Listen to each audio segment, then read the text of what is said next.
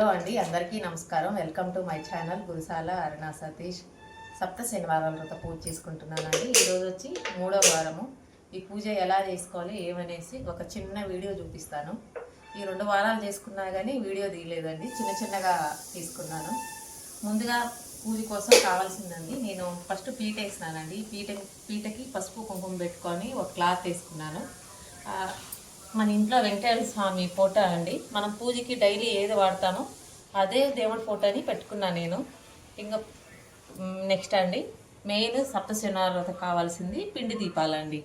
ఇంట్లో నేను బియ్యం నానబెట్టి మిక్సీ పెట్టుకొని దీపాలు చేస్తానండి. అందరూ పిండి దీపాలు ఎలా చేస్తారో సేమ్ నేను కూడా అదే ప్రాసెస్ అండి. ఇంకా ఆయనకి పిండి దీపాలతో పాటు నల్ల నువ్వులతో చేసిన నువ్వులు ఉండాలండి. ఎందుకంటే శనేశ్వర వ్రతము, వెంకటేశ్వర స్వామికి శనేశ్వరునికి పూజ అండి ఇది. అందుకే శనికి ఇష్టమైనవి కూడా పెడతారు, నల్ల ద్రాక్ష కూడా పెడతారండి. ఇవాళ నా పూజలో నల్ల ద్రాక్ష మిస్ అయ్యింది. నెక్స్ట్ అండి, వెంకటేశ్వర స్వామి విగ్రహం అండి. ఈయనకి అభిషేకము పూజ అంతా ఒక చిన్న విగ్రహం అండి.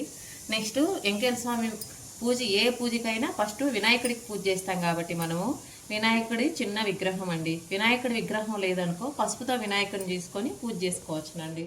నెక్స్ట్ 2 దీపాలండి. మనం పూజలో దేవుడికి దీపం చూపిస్తాము. దేవుడికి ఫస్ట్ దీపం కూడా ఒకటి దీపం, మనం దీపం దర్శయామని వస్తుందండి, అప్పుడు దీపం చూపించాలి, అందుకే దీపము. ఇంకా నెక్స్ట్ పంచపాత్రలు 2 తీసుకోవాలండి.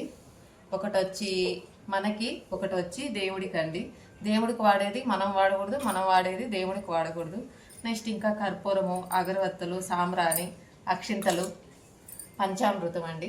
ఇదే అండి పూజకి కావాల్సినవి. నేను ఈ వీడియోని యూట్యూబ్లో ఒక డెమో ఉంటుందండి, నందూరి శ్రీనివాసరావు వీడియోలు చూసి ఆ డెమో పెట్టుకొని పూజ చేస్తానండి. మనం పూజలో కూర్చున్నామంటే పూజకి మినిమం ఒక అర్ధగంటన్నా టైం పడుతుందండి. ముందు అంతా ప్రిపేర్ చేసుకొని తర్వాత పూజలో కూర్చుంటానండి.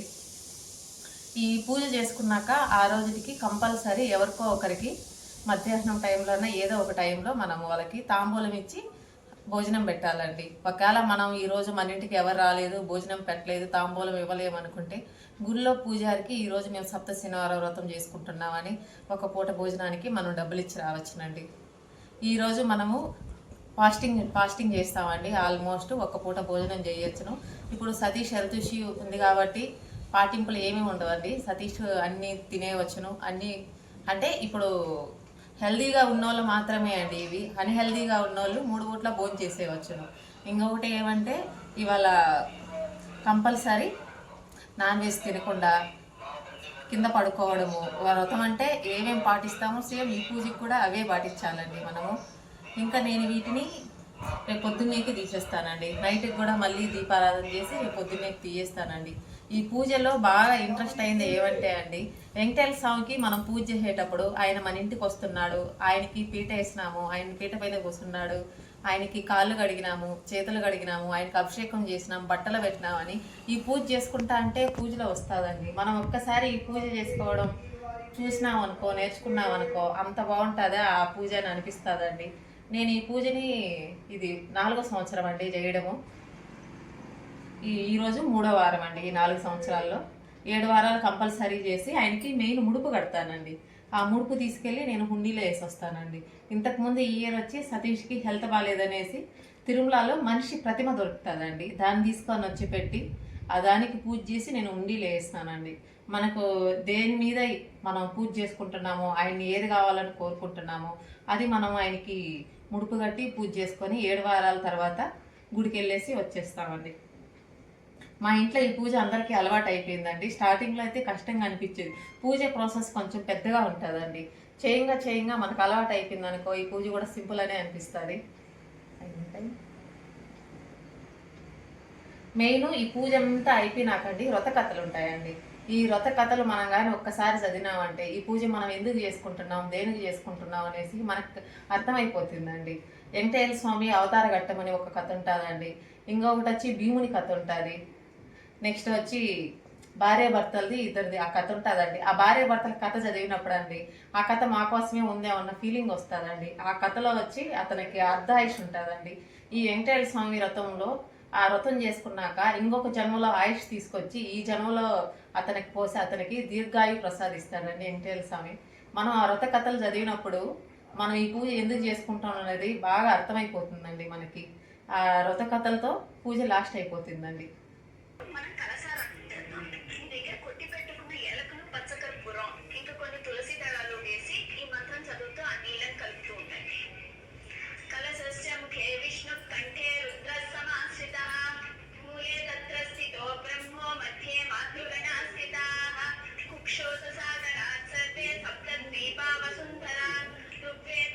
ఏమో చేసేవాళ్ళు, వీడియో తీసేవాళ్ళు, వీడియో పెట్టాలని వారం నుంచి అనుకున్నాను. ఏం లేదు.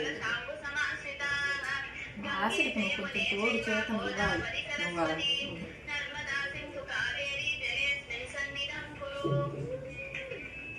జాబ్ కావాలంటే అడుక్కోవాల్సింది ఏమీ.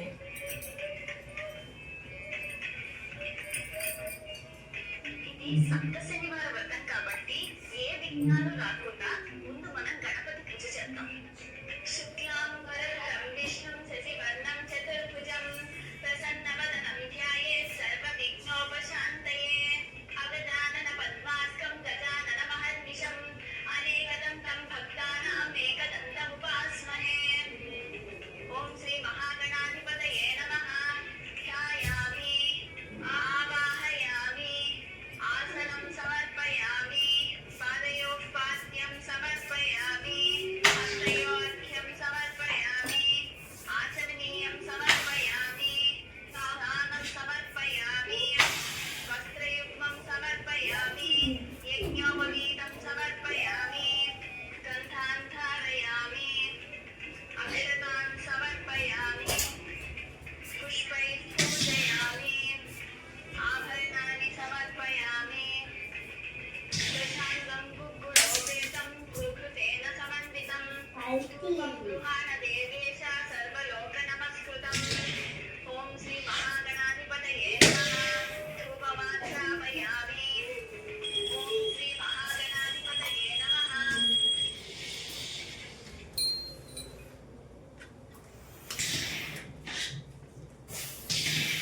దీపం ఇప్పుడు కర్పూరం కాదు, దీపం చూపించిన